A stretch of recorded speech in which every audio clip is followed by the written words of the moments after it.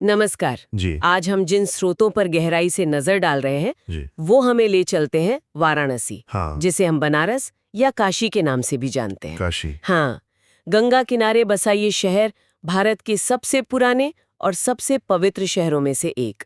और कमाल की बात यह है, इसे दुनिया का सबसे पुराना लगातार आबाद शहर माना जाता है। शिव की नगरी कहते हैं इसे। बिल्कुल, सबसे पुराना जीवित शहर। ये अपने आप में ही एक अद्भुत बात है। हमारे पास जो जानकारी आई है उसमें इसका इतिहास, संस्कृति, आध्यात्मिकता और हाँ, आज ये कैसे बदल रहा है इसका भी जिक्र है। तो आज कोशिश रहेगी कि इन सारे पहलुओं को थोड़ा टटोलें, समझें कि आखिर काशी में ऐसा क्या खास है, क्यों इसे भारत की आत्मा का आईना भी कहा जाता है। हाँ, ये समझना दिलचस्प होगा कि ये शहर इतने लंबे समय तक इतना महत्वपूर्ण क्यों बना रहा। तो शुरुआत वहीं से करते हैं जो सबसे पहले ध्यान खींचता है, इसकी उम्र। मतलब एक मान्यता है कि भगवान शिव ने खुद इसकी स्थापना की। हाँ, पौराणिक कथाएं तो यही कहती हैं, और दूसरी तरफ ऐतिहासिक तथ्य हैं कि ये शहर 2500 साल से भी ज्यादा पुराना है। ये बात ही अपने आप में सोचने वाली है ना? कोई शहर इतने वक्त तक कैसे जिंदा रह सकता है? ये वाकई हैरान करने वाली बात है। और जैसा स्रोतों में पता चलता है, इसका महत्व सिर्फ पौराणिक कथाओं तक ही नहीं रुका। ये इतिहास के हर दौर में अहम रहा है। अच्छा। हाँ, हिंदू सभ्यता और दर्शन का तो ये मजबूत केंद्र रहा ही है। लेकिन जैसा आपने कहा, 2500 साल से ज्यादा का तो इसका लिखा हुआ इतिहास है। और यहीं पास में सारनाथ में सारनाथ? महात्मा बुद्ध ने ज्ञान मिलने के बाद अपना पहला उपदेश दिया था। सोचिए कितनी बड़ी घटना थी भारतीय इतिहास और सोच के लिए। सही बात है। फिर मुगलों के टाइम में ये कला, संगीत और हाँ, कपड़े के व्यापार का एक बड़ा सेंटर बना। बनारसी सिल्क का जिक्र आता है। हाँ, बिल्कुल। और अंग्रेजों के राज में भी बनारस एजुकेशन और धार्मिक सोच विचार का एक खास गढ़ बना रहा। तो ये शहर बस पुराना नहीं है, ये लगातार रेलेवेंट बना रहा है। ये दिलचस्प है कि ये रेलेवेंट बना।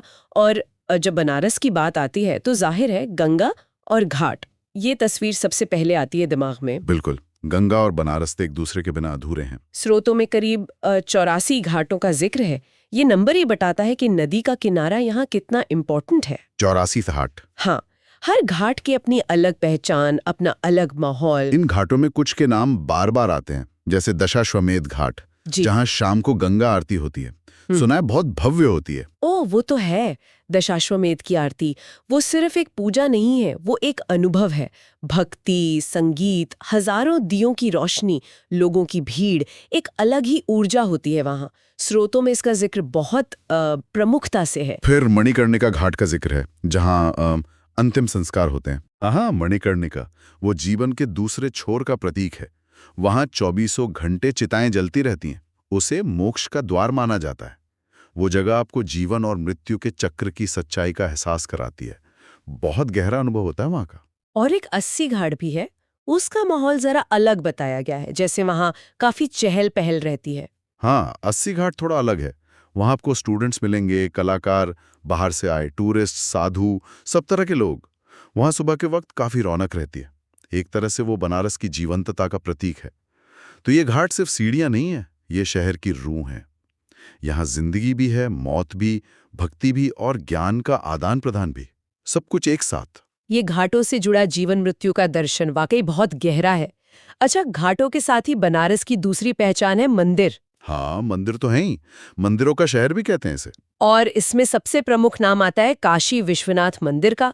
भगवान शिव के 12 ज्योतिर्लिंगों में से एक। इसकी अहमियत तो मतलब जग जाहिर है। बिल्कुल, काशी विश्वनाथ मंदिर तो समझिए बनारस का दिल है।